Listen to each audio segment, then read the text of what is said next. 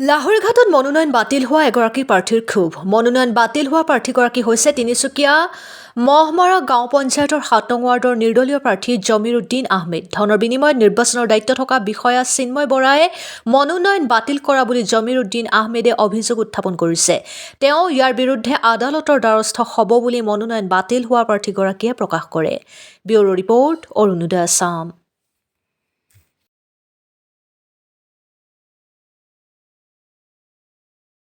আপুনি অলপ অফিচত আহক।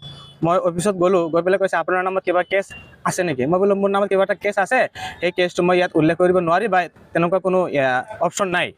গতিকে তেখেতে মোক কৈছে যে ছাৰ আপুনি এটা কাম কৰক, উকিল এটা মাতি আনি পেলাই এইটো ঠিক কৰি দিয়ক। মই বাহিৰত আহি পেলাই উকিলক ফোন কৰাৰ লগে লগে মোৰ যিজন এগেইনষ্ট যিসকলে মোক কমপ্লেইন কৰিছিল তেওঁলোকে লগে লগে চিন্ময় বৰা, অথৰাইজড অফিচাৰ চিন্ময় বৰা, তেখেতে মোক কৈছিলে যে আপুনি উকিল এজন মাতি আনি পেলাই এইটো ঠিক কৰি দিয়ক। যেতিয়া মই বাহিৰত গ'লোঁ উকিলক ফোন কৰিবৰ কাৰণে, আহি পেলাই চাইছোঁ তেখেতে মোৰ লগত উল্টা পাল্টা কৰি আছে, সেইটো কৰিব দিয়া নাই। তাৰপিছত আমি বাইদেউৰ ওচৰত গ'লোঁ।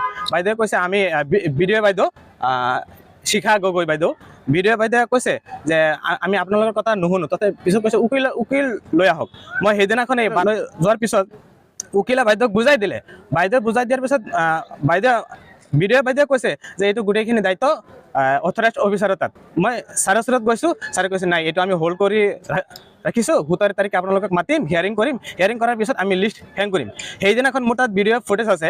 সেইদিনাখন আমাৰ তিনিচুকীয়া মহমাৰা গাঁও পঞ্চায়তৰ 10খন ৱাৰ্ডৰ 9খন লিষ্ট হেং কৰিছে, এখন লিষ্ট হেং কৰা নাই।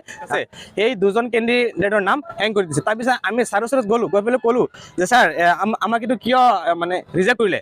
কৈছে যে ইয়াত ফৰ্মত তিনিটা আৰ্টিকল ইয়াত লিখা আছে যে মই কোনো কোৰ্টৰ পৰা অপৰাধমূলক গোচৰত দোষী সাব্যস্ত হৈছোঁ নেকি? মই এতিয়ালৈকে কোনো কোৰ্টত দোষী সাব্যস্ত হোৱা নাই। তাৰপিছত আৰু এটা আৰ্টিকল আছে যে মোক কোনোবা কোৰ্টে ডিscharge দিছে নেকি?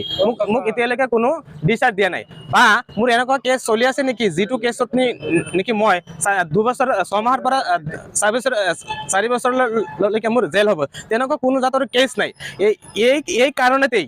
এই কাৰণতেই চিন্ময় বৰা ডাঙৰীয়াই সিহঁতৰ লগত ডাঙৰ এটা ধৰণৰ লেনদেনত, নহ'লে মোক 12 তাৰিখৰ পৰা কৈ আছে, 12 তাৰিখে ৰাতি কৈছে আপোনালোকৰটো কেঞ্চেল। আকৌ মোক কৈছে যে 17 তাৰিখে হিয়াৰিং কৰিম। গতিকে ডাঙৰ এটা টকাৰ লেনদেনত আজি মোৰ নমিনেশ্যনটো কেঞ্চেল কৰিছে।